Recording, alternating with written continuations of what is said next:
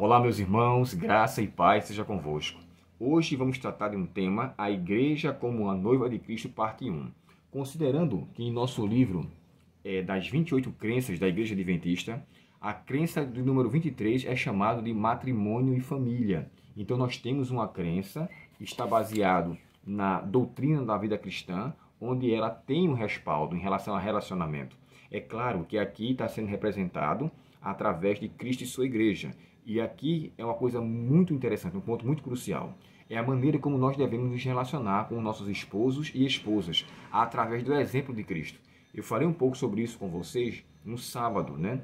O ser humano, o homem, deve de fato, para com a sua esposa, primeiro amar e se entregar, assim como Cristo fez. Aqui o autor cita uma parábola baseada em Ezequiel, capítulo 16, o verso de 1 a 14. Todos os elementos ali, naquele capítulo 16 até o verso 14 e até mais adiante, que a parábola não para ali no verso 14, ela é, irmãos, uma alegoria, sabe? Elementos que são utilizados ali até de forma bem, como é que eu posso dizer assim, até parece de forma indecente, mas os próprios públicos que Ezequiel estava escrevendo, eles sabiam o que ele estava querendo dizer. Ele sabia da sua importância. É tanto que quando ele chega a dizer assim, do nascimento que ele foi abandonado, quando uma pessoa é abandonada ou jogada na rua, de acordo com a cultura do Oriente Médio, especificamente nesse verso 4, em relação ao seu nascimento, e o verso 5, é como se a pessoa tivesse de fato sido descartada, a pessoa tivesse sido vista como alguém sem importância. Porém, aqui fala que ele pega aquela pessoa, aquela mulher, e então ele a tem. No começo, ele começa a falar de duas nações, né? Ele fala que você, que parece ser uma pessoa judia, uma pessoa hebreia, uma pessoa de Jerusalém, mas você se comporta como uma cananeia, ou seja, você é uma pessoa sem importância, o seu comportamento é um comportamento de pessoas pagãs. Aí depois ele fala dos hititas e faz também menção a um outro povo. Deixa eu só ler aqui o texto com vocês, para ser mais preciso. Aqui diz assim, ó, o teu pai viesse da terra dos cananeus, o teu pai era amorreu e a tua mãe é Teia. Olha só, duas nações que eram extremamente pagãs. Lembra-se de Esaú, quando Esaú casa-se com duas mulheres hetéias, e aquilo trouxe tristeza para Sara e Abraão, porque as mulheres, elas não tinham nenhum tipo de relacionamento com Deus, e aquilo trouxe tristeza. Então é comparado aqui essa mulher como mulher que tinha um comportamento, aparentava ter um tipo de conduta, mas vivia uma aparência contrária àquilo que de fato era em sua conduta. Porém, ainda assim, Cristo a resgatou e amou. E o texto chega a descrever que ele a preparou ou a enfeitou para si próprio. Não foi isso que Cristo fez com a sua igreja? A igreja estava em uma situação desfavorável e Cristo, ainda assim, sendo a igreja pecadora, a igreja sendo inimiga de Deus, ele se entregou por ela e a trouxe. E aí vem a questão aqui do matrimônio. Olha só, 5 pontos que toda a lição descreve. Primeiro, amar a igreja como noiva.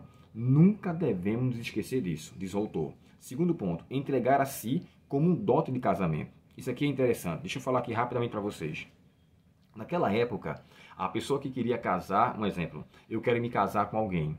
E sendo na cultura do Oriente Médio, eu tenho que mostrar aos pais dela que eu tenho condições de mantê-la. E para isso eu tenho que dar um dote para ele, de garantia que se porventura ela voltar para a casa dele, a casa dos seus pais, aquele dote vai auxiliar a poder mantê-la, aquela mulher novamente. E vai fazer com que o meu esforço, na verdade, por ela, seja a tal ponto que eu me dedique a pagar aquele dote.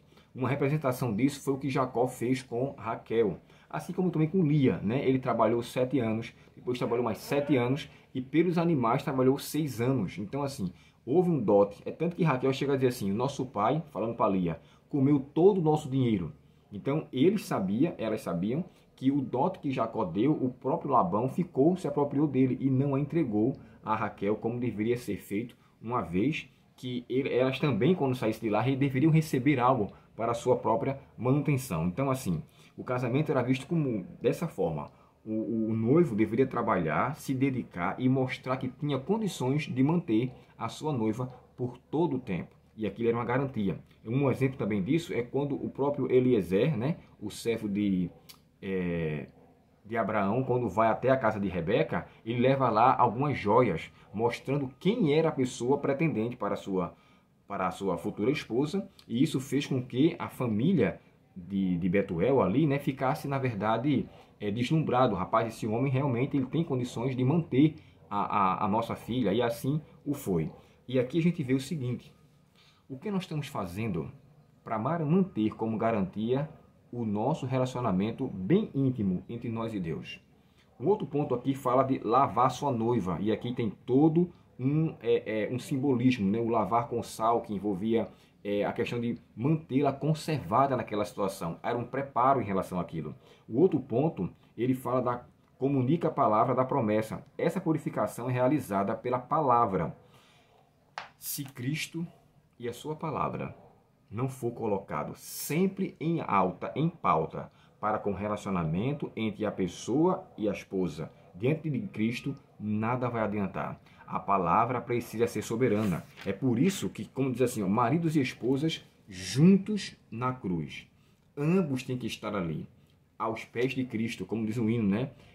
O melhor lugar do mundo é aos pés do Salvador. É ali onde a esperança traz alívio ao sofredor. Se houvesse, irmãos, mais orações nos casais, com certeza, muito menos divórcio haveria. E eu falo mais orações de todos os lados, tá? Quer seja do marido ou da esposa. E para fechar aqui, o autor cita o último ponto, que é: prepara e enfeita a noiva. Quando a noiva é finalmente apresentada ao seu noivo, ela está fabulosamente bonita e surge em esplendor impecável. Cristo não só lava a noiva, ele também prepara e adorna. E aí vem aquele ponto interessante. Quando o marido ama realmente a sua esposa, ele vai sempre fazer por onde ela está em situação favorável para com ele. Preparada, enfeitada, sempre bela. E ele se entrega para isso.